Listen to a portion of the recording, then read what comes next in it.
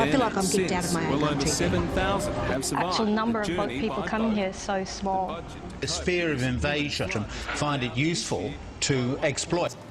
He's Labour. He's Liberal. Professionals of politics. And experts in humanitarian. We are here to tell you of the menace most alarming. Nation harming. They come here by proclaiming themselves up as helpless and poor. But these are not the innocent people you want to meet. On your street. They're migrants of an economic kind. Upper class, I think you'll find. And these are the sort of people who will throw their own children into the sea. This is an attempt to morally blackmail Australia. It offends the natural instinct of protection.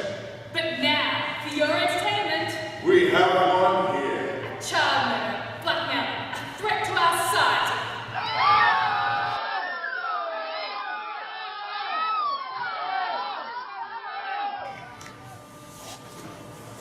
The place I came from, I hadn't a chance. Women are second-class people. The Taliban shot a girl in the head for wanting to go to school. What kind of society shoots a 14-year-old girl simply wanting an education? You could save your daughter from this violence, wouldn't you? My family, we combined our life savings to get out. Had to do it secretly. Sometimes we had to walk barefoot day and night until we reached the camp. In the camp, the soldier took my daughter from me. He took her, and he said I'd never see her again if I didn't go with him. I am a mother. I would do anything to save my child.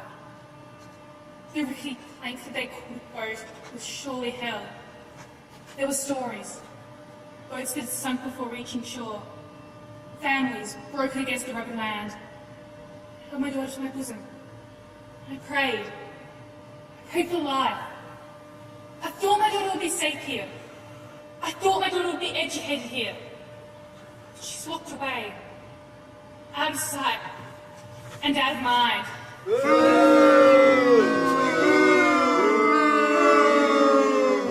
Enough of this vile doom. You should be ashamed. Coming to our country. Taking our jobs. You see, Jesus knew that there was a place for everything. And it's not necessarily everyone's place to come to Australia. We will decide who comes to this country. And the circumstances in which they come.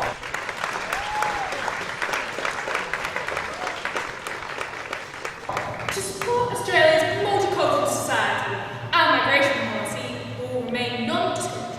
Unless you're the right colour. We don't want any fucking Muslims Terrorists. overrunning our society.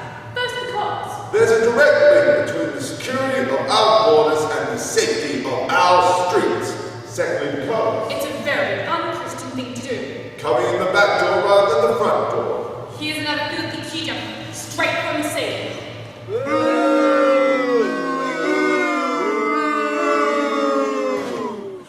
You say I'm a threat. Terrorist.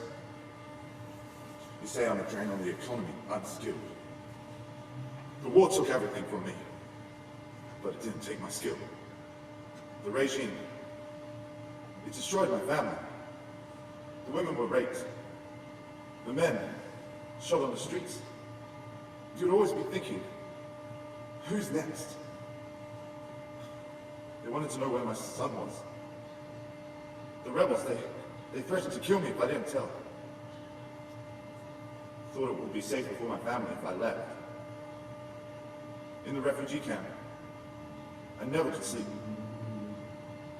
I thought I'd be hunted there. I knew the boat was dangerous. I knew, but I had nothing else. They packed us in like animals. But I survived. But I didn't know I'd be detained. You say we're illegal.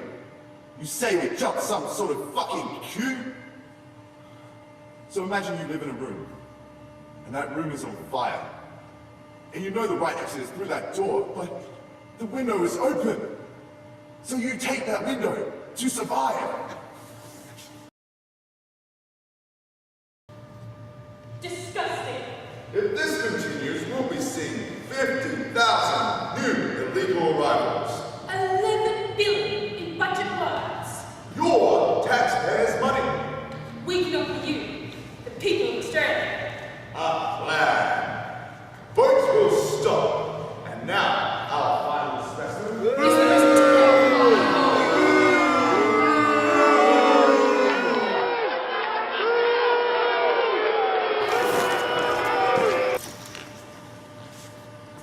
turned 7, my brother kicked a mine. Mum clawed at the red dirt, but she couldn't gather enough broken flesh to make him real again. That's the day we decided to leave. If we stayed, we'd all be red pieces of people in the dust. We went to a camp. It scared me. I saw people digging their own graves. Mum made me go to the toilet in the tent because she was afraid I'd be attacked outside. They told us about a country where there'd be no war. I did not know Australia was so far. The man on the boat said we'd have enough to eat and drink. We drank the seawater until we threw it back up again. We clung to each other, and Dad says, "I am sorry to bring you here. I thought you would have a better future, but now I am wrong."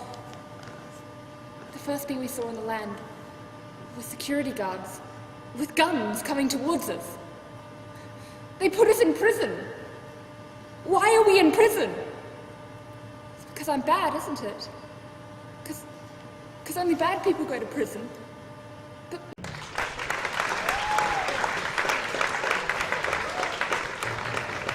You see, Wouldn't it be better for everyone? if they all just went back to where they came from, Do they come here on a boat? a piece of wood that barely floats. I do not want them on my street. They're not the kind I want to meet. I do not want them here or there. I do not want them anywhere.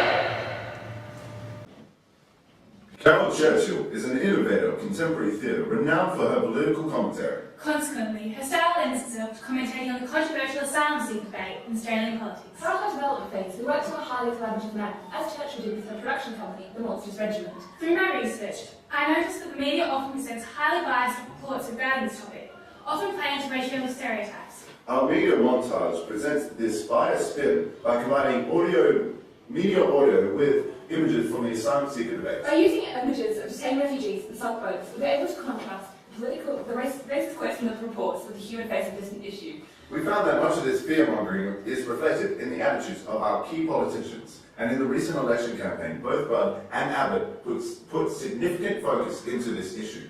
The exploration of this topic emulates Churchill's vocal social conscience, which she displays through her work, 7 Jewish Children. I modelled the vaudeville section of our script of the Kramer and Springer scene in Churchill's Vinegar Tom.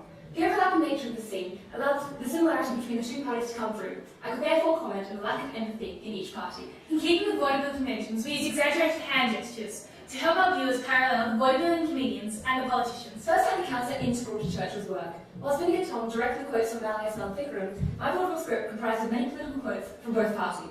To emphasize the similarities in the parties, both vaudevillian performers will use similar hand gestures. I decided to include classic vaudeville cue cards such as laughter and applause, along with the less conventional hate and persecute, to show manipulation of public opinion. Churchill is an outspoken feminist and often uses gender reversal. My portrayal of the Mr. Liberal character comments on the male domination of politics. We use the farcical vaudevillian style to highlight the obscenely racist nature of the delivered lines. The contrast between the sophisticated line delivery and the prejudiced opinions reflects the masking of dubious policies with language and political spin. In our opinion, many attitudes towards the asylum seeker debate are reminiscent of the White Australia policy.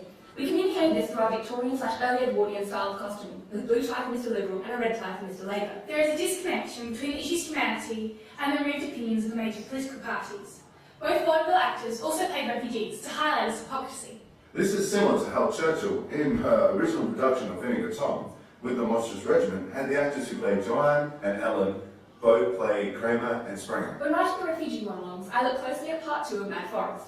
I wanted to emulate the empathetic nature of these pieces by interweaving quotes from real asylum seekers. When performing the refugee monologues, our main focus was on conveying the genuine emotion of these harrowing stories, as opposed to the showmanship of both vaudeville and political spin. Churchill encourages her audience to draw their own conclusion from her work.